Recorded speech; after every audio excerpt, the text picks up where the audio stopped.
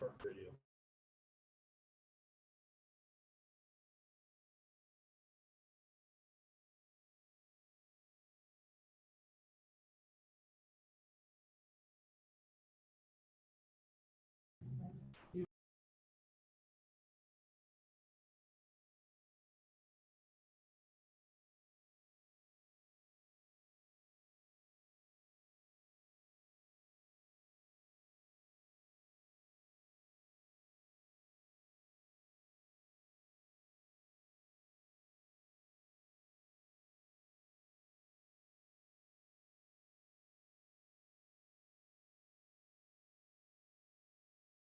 By clicking that one. Now you're unmuted. Okay.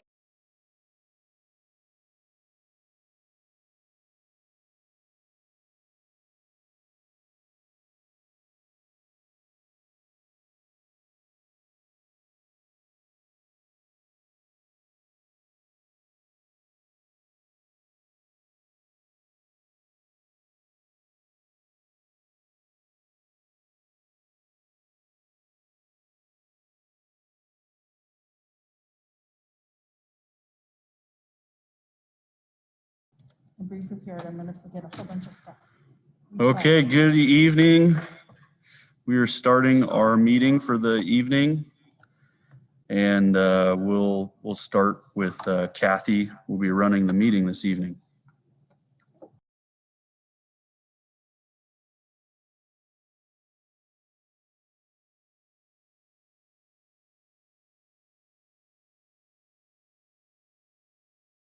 Yep. Bring this meeting to order, and we'll do the Pledge of Allegiance. I pledge allegiance to the flag of the United States of America and to the republic for which it stands, one nation, under God, indivisible, with liberty and justice for all.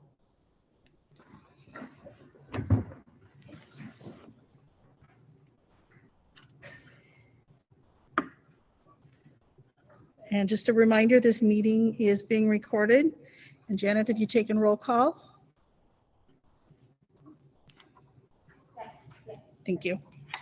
Okay, and I want to welcome everyone. And do we have any guests? No. And so we'll start out with the consent agenda.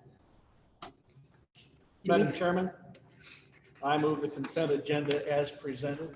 Second. A motion has been made and seconded. Shall we take a vote? All those in favor say aye. Aye. All those against say nay. The motion has been passed. Do we have donations? Yes, we do. Let me get to the right screen here.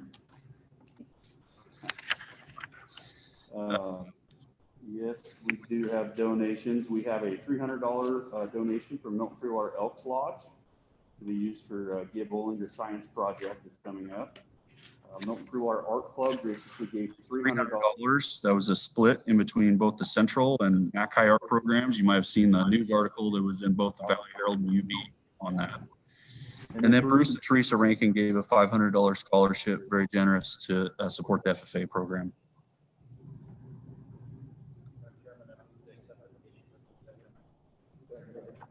It's been, a motion has been there and seconded. All those in favor say aye. Aye. All those opposed? The motion has been carried and passed. My agenda moves it down to citizen comments. Okay. Yep, citizen comments. I received no citizen comments. Okay. And any reports? No reports this evening. I've got my report this evening. There's several things in that one, so we'll wait for that. Okay. So we move on down to 8 action items. And it looks like we have some grants. We do. We have 2 grants. The first one is a $2,400 grant to McLaughlin High School. That's a program, which is a program to increase graduation rates. It's a good program. And then the next one's one we've talked about before, and we were lucky enough to find out that we did qualify for the Department of Environmental Quality State Clean Diesel Grant. That was the DW grant that I had talked to the board about earlier this year. So both of those. Okay. I move to approve the grants as presented. Second. It's been moved and seconded, and we can take a vote. All those in favor say aye. Aye. All those against? And there's none, so it passed. And number 2 is extra duty contracts. Like we talked about at the beginning of the year, extra duty contracts for sports in particular were a little bit up in the air, are still a little bit up in the air. However, our coaches did a great job this fall, running camps, running activities for kids. Like we talked about, we do OSA have has pushed have back seasons. We'll continue to push to have seasons. It may be just an intramural games, but something is better than nothing. And I think the other thing, we're going to talk about grades down the line, but if we enable to keep doing sports, that's just one more incentive for some kids to have their grade capacity. So I want to reward those coaches for doing what they're doing too. A question for you dealing with sport, which is an interesting topic to try and run this year. If I were to ask you how many students are involved in sports, do you have answers on that? I don't. I could get you that, Dawn. I'll tell you, this fall during the camps, I was surprised at the number of students that were involved. I thought, because you're talking about non-contact sports, so football, all they were doing was conditioning, and he still had a bunch of kids out there. I mean, a chunk of kids out there, running. A lot of those actually, I was delightfully surprised How many kids were just there? get some exercise and get a little social. Yeah, one of my concerns in that is that we know that we have a reduced number presumed who would be applying, and that's shown in the reduced number of extra duty contracts also. But as we also get into the issue of, am I passing my courses, and how many eligible players do you have, that a whole new realm. And I'd like you to look at that. That being said, I still support the renewal or the granting these contracts. Do I hear a motion? I move for the approval of the extra duty contracts as presented. Second. It's been moved and seconded, and we can take a vote. All those in favor? Aye. Those against? It's been moved and passed. Then number 3 is second reading of the board policy. So this is the board policy we talked about last month, covered. This will be the second reading. This is the policy that goes into law by the legislature. We're supposed to enact. And we're talking specifically about the bias and the, Yep. ACB, AR, and what's that next one? ACB. ACB. One's the policy and I move to adopt the OSBA policy, ACB, AR, and the sample policy, ACB. Second. It's been moved and seconded. All those in favor? Aye. And those opposed? It's been moved and seconded. It's passed. Okay, and then number 4, we have some personnel. We have both some resignations and some new hire and changes. Yep. We have one resignation. That's Caitlin Duke. She's resigning as third grade teacher.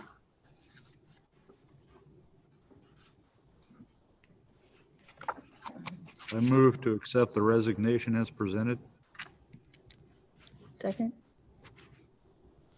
Second. It's been moved and seconded. I'm sorry. It's been moved and seconded, and all those in favor say aye. Aye. Aye. Those opposed? It's been moved. It's passed. Number 2, new hires and changes. Yeah, so the next one is a new hire, and that's Grace Kennedy. At the beginning, towards the beginning of the year, we hired her as a 0.5, and she'll be taking over for Mrs. Duke.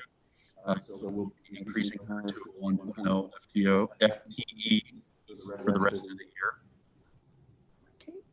Do I hear a motion? Move to approve the new hire as presented. I'll second that. Okay. All those, it's been moved and seconded. All those in favor? Aye. Any opposed? There's none. Number 5, new bus purchase. So part of the, The deal with the VW grant that we got was that you have to purchase a new bus. It also means that the old bus gets hauled to a recycle, and we literally have to drill a hole through the engine block. You have to show proof that the engine will never be used again. So, Where's this recycle at? well, we're still working on that. Here? But, Doug's got, he's got it lined out. so, yeah, we'll see how that goes. But it does mean that we do get to purchase a new bus. That's kind of our rotation as far as in our budget. This is just a $50,000 increase, actually helped that go along. It's almost every other year that we're doing a bus, and we've made it to where we could actually do it this year. Just a question about it. So what's the reason for having to dismantle the bus? So the grant dollars came from the lawsuit against Volkswagen for how they had programmed their vehicles to falsely show emission standards. And so part of the deal is they want to get more diesel vehicles off the bus that are dirty diesel vehicles. We actually had, I believe, only 2 vehicles, buses that are old enough to qualify for it. So this will help. That's going to take quite a drill. Yeah, something. I bet Don has something we could use. There you go.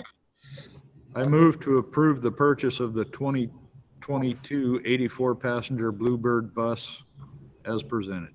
Second. It's been moved and seconded. I'm going to take a vote. All those in favor say aye. Aye.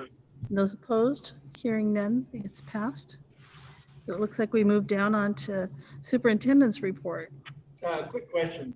Sure. Prior to going to that point, delivery on that bus will be anticipated when? By June. Okay, thank you. So my update this evening is going to talk about several things. First off, our county COVID numbers, while they remain high, they've redone how the percentages work. So 12.2% is at our last numbers. They ran them tonight, and I haven't had a chance to look and see what they are. But more importantly, when I check in with Umatilla County Health, the numbers that they're really looking at are the zip code numbers that we're at. And every Wednesday is when those are updated. This last Wednesday, we're now at 45, and the week prior to that was 53. So they've started going down, and that's a good sign. We're hoping that that continues to drop down. So that's where we're at with that. Currently, we are still in the CDL mode for students. What we're looking at, though, is as those numbers start coming down, that we'll go back to limited in person for students and really targeting students. That brings in my next conversation. Yep, Claudia. What number do you think we have to get to in order to start the? You know, I need to go back and look, but when Umatilla County Health suggested that we shut down, it was at 30. So I'd say that probably below that 30 number is where we'd be looking. They also, I don't have the ability to look and see because they have the actual people testing. So I believe also what happened at that point was there was an increase in school-aged and/or employees that were testing positive. So our school population was increasing for positive. And so that's part of the checking in. They're able to give us a good, hey, this is what it looks like, and they don't have to give us names, you know. Yeah, I was looking at the report that you sent in. I was looking at the back report, and about right before, not 15, but right before Halloween, there was 3 cases in Ridiculous. We were like around 3, 4, and then all of a sudden we're like in the 30s and 40s. November 4th. and I shared that with staff. We were in that 3-4 range and then just jumped really high. And so hoping that it drops down, into that threshold, Umatilla County Health would say that we're good to go. Good question. And I wish that there was an exact number, but there isn't. So is it gonna impact it like our school population testing process? That goes into it, yep. Yep. And they get the numbers from the Walla County or? Wall County numbers can be Included in ours because ODE says if over 10% of your staff. or students come from another county, you need to include those. So we looked at those as well. Umatilla County also looks at the fact. like in our district, when we were running limited in person, we didn't have any spread within the school. And it's interesting what other districts are seeing around the state that I've been told, like Union County and some areas like that. They're in session and not seeing the spread. However, you've got some small schools over there. You don't have 1,700 students or more in a lot of those schools. So that's also a factor in it. But, you know, we have I feel like over 100 and something page document, Safe Schools, Safe Learners document, and we've been working with that and update it each week. And I think that those things that are in that document are good safety tools, and if well implemented, I think, you know, we should be able to move forward once we get the green light. And that's going to help us big time, because the next group of students that were going to be coming in were students at the 612 level that had B's or F's. And we follow the national trend. The national trend is about 50% of high school students have an F or failing. And we run those numbers every week. We're looking at those numbers. We're making changes on those numbers. What I can tell you is that 43% of our 6 through 12 students have 2 or more Fs. 2 or more. And that's after a lot of work with teachers, quite frankly, a lot of work by parents, a lot of work by students. So we're still working through all of those things. The question is really not so much about the grade, but about the knowledge. And the high school, for instance, has taken steps to reduce classes to only those that they needed. Talking to staff about an F versus an incomplete when we're talking about the end of the semester. For instance, if a student has a 45% or above at the end of the semester, which is the end of January, have they reached enough knowledge that they're missing some assignments? And that if they do, let's say 5, 6 assignments, would they be able to get to a 60%? That's far different than having to retake the entire semester of class. But there's some that, you know, if you have a 5% in the class, you don't have the knowledge. So you need to go back and learn that knowledge. So that's part of it. They've also, at both the junior high and high school, have changed schedules on Fridays to allow more time with teachers. And that has been talking with students, teachers, and other staff. That's been a big deal. So at the junior high, for instance, they finished their second Friday Last week.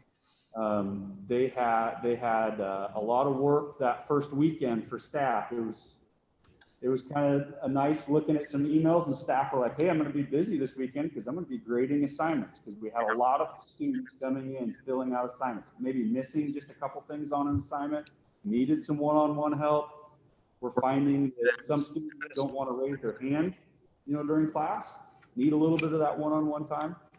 At the high school, we figure that, you know, you're talking 43% with an F, which is 200, 225. Last Friday, the first Friday they did that, they had over 170 students log in on Friday and work through assignments. So that's a big deal. And they've got other things that they're working on, but I believe that for 6 through 12 students, some of this is going to work, but really until we have them back into the classroom and working with teachers, it's going to be a struggle. So, but we're doing everything we can to move towards that. And we're talking about things, you know, just not locally. That's the thing. This is not just every district is having these issues. But we're talking in this region about teaming up on things like summer school. because we know we'll have some teachers that'll want to do it and some that won't, and I don't blame them because they're working hard. But having summer school available this summer on hyperdrive so that students that are missing credits can bump up, those that want to get ahead can get ahead, some of those options. So I think that that's a good thing. So next topic is enrollment. Any other questions on that? Okay. Enrollment as of yesterday, Okay, was 1666. That includes those that are in the Free Water Academy. Just the Students in-house is 1624. So the Milton Free Water Academy, I think, has the 41 students. It has the remainder. It has the remainder of our academy gain maybe 2 students. So the opening for Milton Free Water Academy is they're starting to re-enroll. And so that's good. We're seeing more people. The 2 students that came actually back on board were homeschool students that wanted to enroll into that. So that's been a very positive thing. Also looking at our GED program, has some traction, and that can help some kids graduate too with a diploma, not just a GED. So looking at that. The next thing I wanted to talk about was actually our enrollment form. And I'm going to try to share my screen with you so you can see what I'm talking about, but we'll see if this works.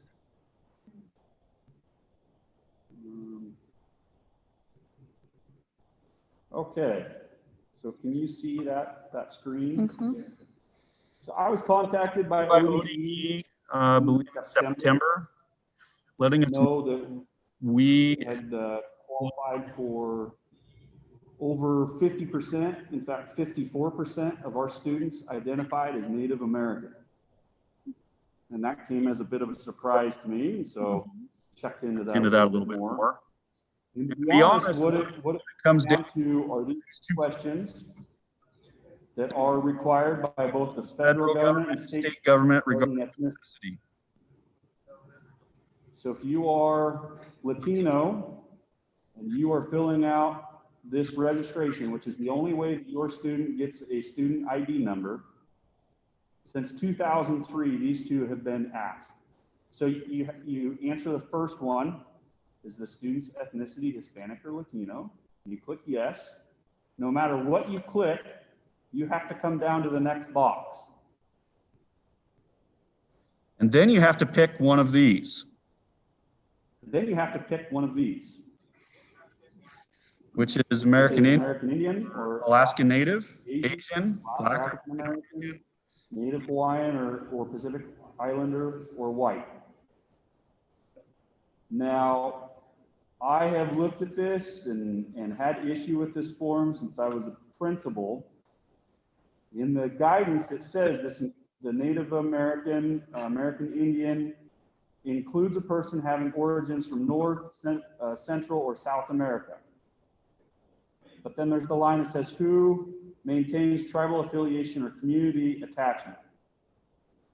And we have always let folks know that would probably be where if you're Latino, that's where you would check the box. I'm going to stop sharing so I can go back to my notes. What this really comes down to, what it means is that we are required by law to consult with the local Indian tribes on some of our funding and some of our issues. I contacted ODE right away, and I worked with their Native American consultant person. She's been great to work with, understands the situation. She's actually had grown up in Pendleton, so she knows where Milton Free Water is. So that helped us. She goes, I was surprised too. And so we went through and worked through the form. We went through and worked through about 4 fixes that don't work because of those 2 questions. And so last week I actually was on the phone or on a Zoom meeting with Colt Gill, who's the state superintendent, and talked to him. And I said, I just feel like this, and Mark Mulvihill was on that call. I feel like this is an inaccuracy, and it's not fair to our parents or students to have to misidentify their ethnicity. I don't understand why there's not an other section on there. I don't understand why there's, you know, if you're Russian or something like that. And Colt agrees with me. Colt's also working up against the fact that it's in legislation, both state and federally. So what they're doing is they are going to go through, and they formed a committee. I've been told that we'll have a seat at that table, and that committee will go through and look at that form and revamp it for next year. How it starts next year. And I think that's really important. And I've talked to a couple board members on this, and I've talked to a couple of our staff, and I've talked to a couple of our parents on it. But what I will tell you is my level of anger up until last week before talking to Colt was pretty high. I just felt like it was an inaccuracy, not accurate to our population, and takes away from what we have in Milton Freewater.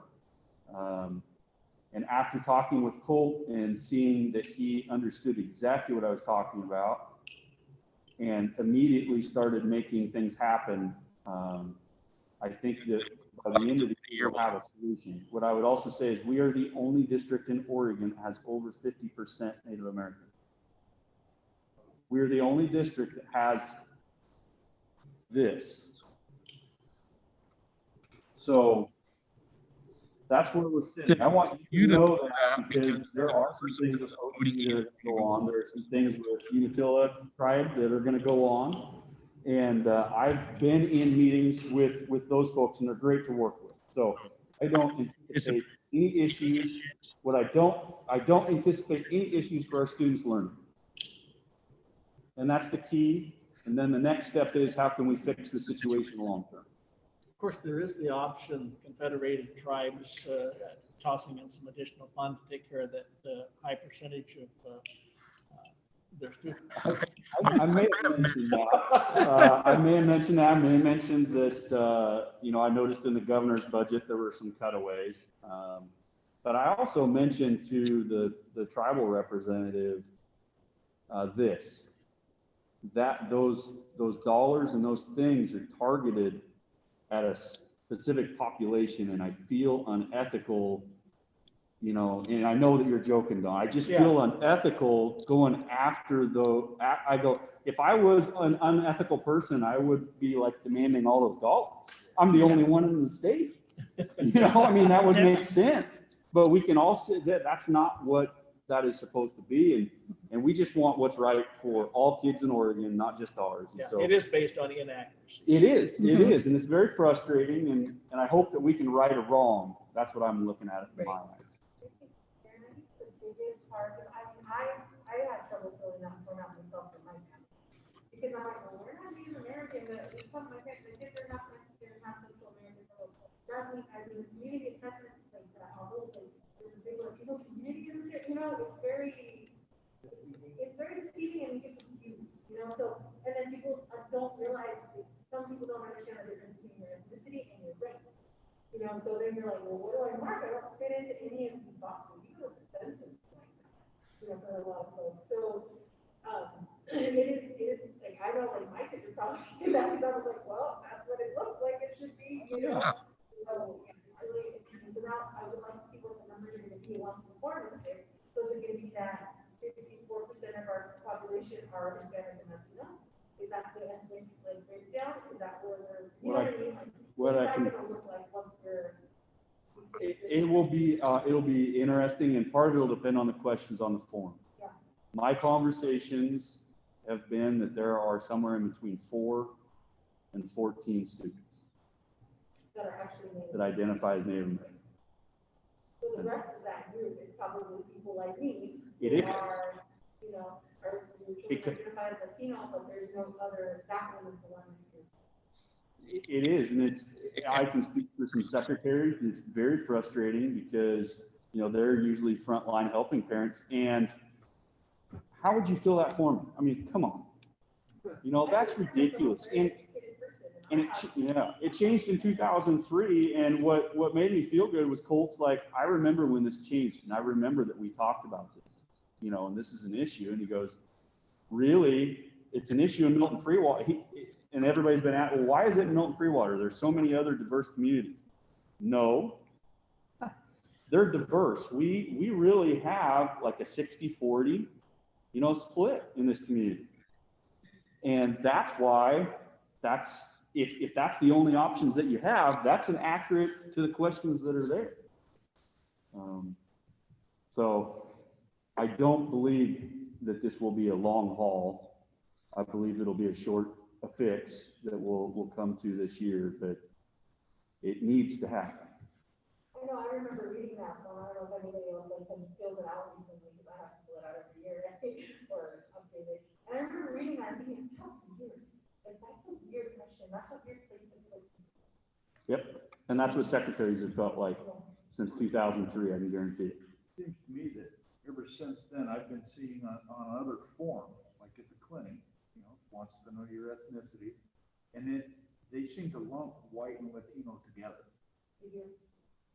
So And they lump it together from ethnicity as, are you Hispanic or Latino? That's your ethnic background, yes or no. Your race is where they say, if you mark yes on Latino, then you should mark your race is white. And technically, that's your race. If you're not black, you're not Native American, you're not Asian.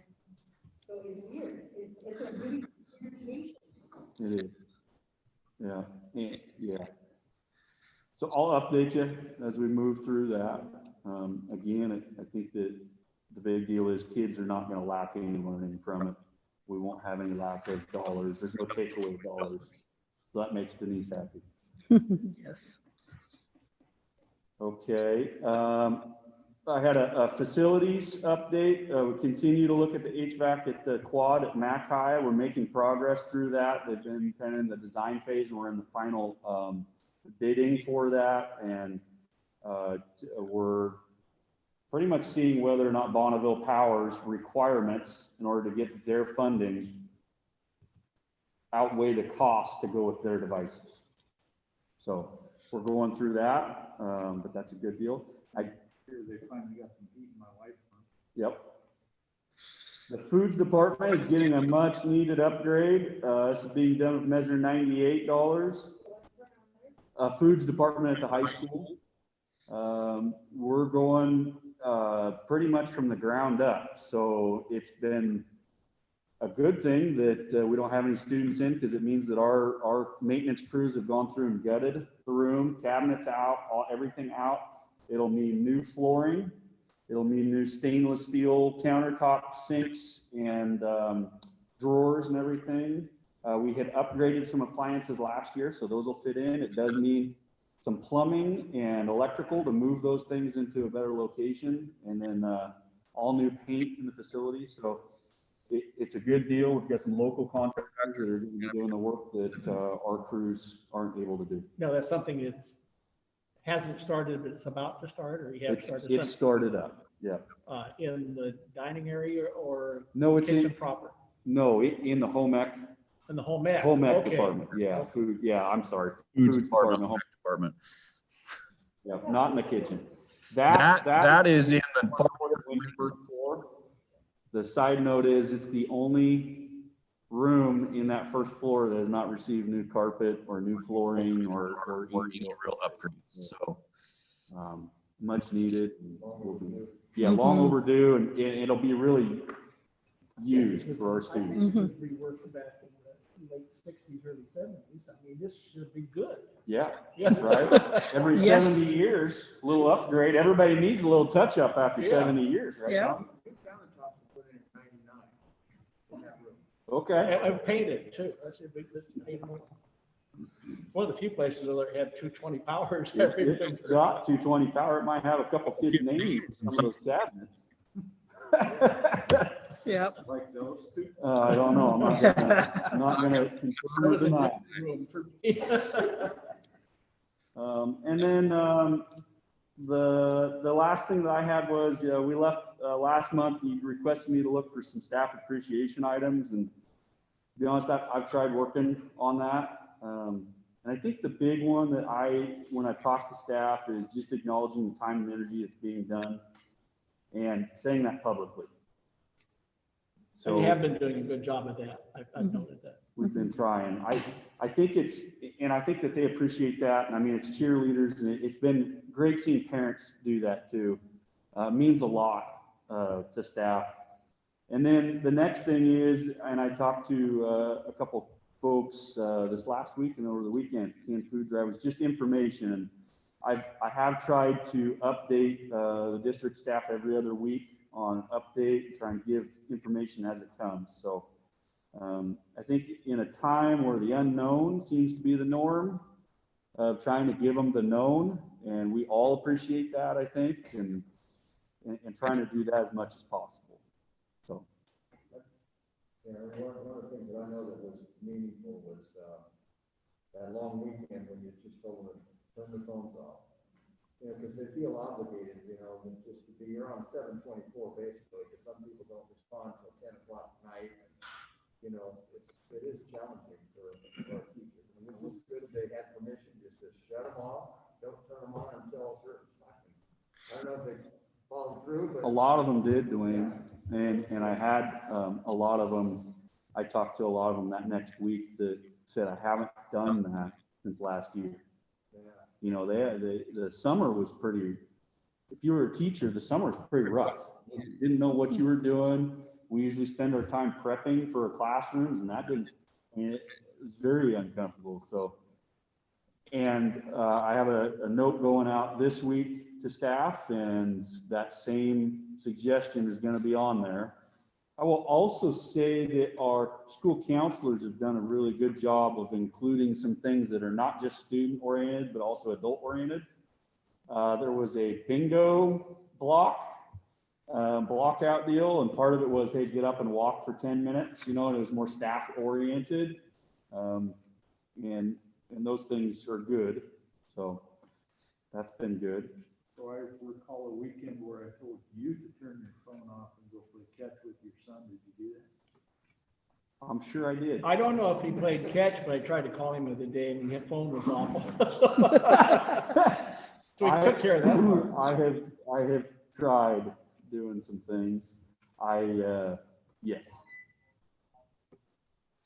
Hey, Aaron, so one question is, I know like some staff decided they did stay on site and some staff are working from home because of everything. What are you doing in staff, like the administration, to keep the teachers connected? You know, because that's hard. That's really hard when you have staff here, there, and everywhere. And then even the ones that are here aren't really working with each other because you're trying to keep everybody separate. They're not, I mean, I'm sure people are seeing each other, obviously, right? But not at that level like before, without reading at that level like in person.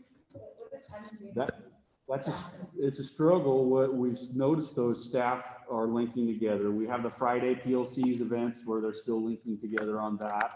The high school is doing a neat deal once a week after school. They kind of have these little chat rooms. So I know one of them was staff that were interested in like international travel, and they went and talked there. There were a book club staff type of a situation went there. I can tell you, and Janet can affirm to this, GIB has kind of a neat deal. I think it's the first Tuesday of the month, or what, a couple times what they'll do is they'll say at 9:20, just like on the radio contest, the first one to text and the first one to call in, or the first one to email them gets the prize. And we know that because their intercom system also is pointed towards us. And we tried to call in to win prizes. So, you know, they've done some of those just to try to kind of build that. I saw some ugly sweater competitions happening this week. Will still be up. PLCs, I think, have never been stronger, to be honest with you, Claudia, because they're helping each other with lessons. A lot of them are doing similar lessons and working through that. Staff that are working from home, many of the staff are still coming into the building either part of the day or part of the week. So still having those interactions, but really I think Zoom, I think that they're doing a good job of that. I know admin are bumping from class to class and having conversations with students and teachers and some of those things. But it's a struggle. I'm aware that a number of staff, and of course I know part of it because Brian's always doing it, is the ability of staff to use the technology has increased a whole bunch, and a lot of that is staff helping staff and introducing them to new ideas, different equipment, etc., to simplify the job. The amount of professional development in district this year is second to none, because I mean, you're getting help all the time. I mean, I was joking because I had a staff member today tell me, why was I even doing anything in Word? Because it's going to be obsolete. And so you need to do everything in Google, and I feel old because I don't want to. But I'm working through those things. But I've seen that with staff that have worked in this district 35 years. And staff that have just been first year in. I mean, they're picking it up and helping each other. But I do believe that the area that we're missing is the same area that students are missing, and that's the social time. Mm-hmm. And I think buildings have tried to do a very good job of trying that, but that's a struggle, and that's going to be a struggle, I think, that will impact us, both the students and staff, for years to come.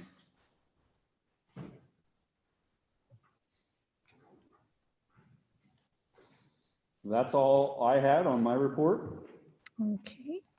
Number 10.1 is the first reading of the board policies. So if you got some here, take a look at them. If you got questions, let me know. And then number 11, is there any board requests or reports? Yeah, I just want some clarification, or I want to know, do we have a policy right now, since we're not bringing students to the schools? So we don't have that as an issue for safety, but inclement weather.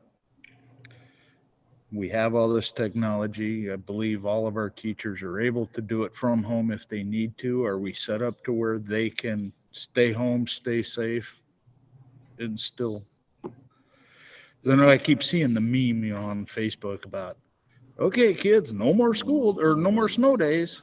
Yeah, Tim, that's something that we've talked about as superintendents. Oh, yeah, the masks don't help. You can't read. We're talking about inclement weather, and are we at a point where we'd never have a snow day? We talked about that a little bit regionally as superintendents, just as a conversation, and there's a couple of hiccups in that, just because most staff could work from home, but not all. And that's why we still have staff that are coming on site and doing that. Where someone had brought up that, and I'm not sure where, in Midwest somewhere, the district was 1-to-1 and they had snow day lessons ready. And so if there was a snow day, the students would get on and do that lesson. And so we are and were before this at the point of 1-to-1 with our students. So that's something that we could look at going down the future. But I'm not sure it'll be something this winter. We'll see how that goes. But I don't know that we'll be able to get 100% to that, just because staff. But many times we're shutting down school not because staff can't get there, but because students can't. And so we may be at a point like we are right now, where if you can work from home, then you could work from home on that snow day. If you can't, then come in and let's get the lessons going. The hitch and the get up for the 1-to-1 that we talked about as an admin team actually last week was K through 5. In like next year, when we're not in this situation, would you send computers home every day with a K through 5? Probably not. 6-12, yeah. Right. But it's such an interesting thing, and there's one superintendent in this region that is just excited as all get out that they never have to call another snow day. So me, I love getting up at 3 in the morning, driving the roads, and getting to make a decision that half the people hate me for and half the people love me for. So Yeah. I just really couldn't think of another. But it'll be something that we'll look at this year, and I'm sure in the future. Okay. Was there anything else? Okay. Sure. For the meal that you guys are doing, like the weekend meal, you know, for the kiddos and then when you pick them up on Friday, you let them. And maybe I missed something, because I think we're very lucky, but are they doing something for the holidays? They're not. Okay. Nope. Yeah. So they had some conversations. I guess the organization Walla Walla that helps do the box is not going to be open. No, this Friday is the last Friday for the rest of the year. That's when we will be from 5 to 7, and anybody can go, so please let people know. 5 to 7. 5 to 7 at the fairground. So Okay. it's a fair. Can you email me that? I can email you, but That'd be great. get them all on, like Oregon residents are welcome. Yep. That'd be great. It's been if you don't know, we've had not only our food service, but also BMAC. I was trying to remember what the letters stand for. Yep. Okay. See, I was pretty close. Blue Mountain Action Council, and we've had upwards of 24 families that get 2 to 4 boxes of food, and we're talking fresh. Like one time I helped, there was a box that had Brussels sprouts and onion, like a sack of onion. I mean, good stuff. They had a canned salmon with one. We have a 2 custodial staff that go over, grab that Stuff, bring it back over here, and then our council meets up with families, and it's been a good need. They prep families, and then we'll get the word out too. And I know Amy was working on getting the word out even more. I'm hoping it starts again next. It's just that they say, well, Christmas is the next Friday, and then it's New Year's Day. Both of them, that's what we were looking at. Both of them are on holidays. Yeah, so, you know, a little bit. And the guys have been working really hard, but staff has not stopped. I mean, Yep. not saying anybody stopped at that, specifically. Oh, it's amazing quality of food. Yeah. And we still have the National Guard that are helping out, so that's really like cool, like thing to see, to watch. Oh, absolutely. The government free meal situation still extends until COVID has been. Yeah. What was the last date they gave us? Is it through to March or something, or where is that? Is it to March? Yeah. Yeah, okay. Yeah. And that's been a godsend to a lot of families.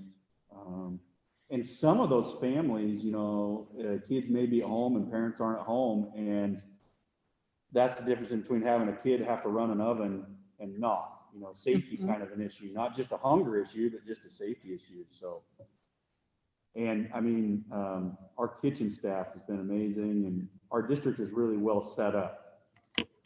Us having already done the summer meal program, we had a jump start because our staff knew what to do and how to do it right. Yeah, I've heard a lot of really good things about the food staff, how the kids and everybody's responding really, really well to it. So it's pretty nice to hear that feedback. I went through the consent agenda really fast. Did anybody have any questions for Denise? This would be a good time. I'm sorry, but we didn't on the financials. I didn't think there was any, or somebody would have said something. I trust Denise. It's I do Aaron, too. I have a question about. No.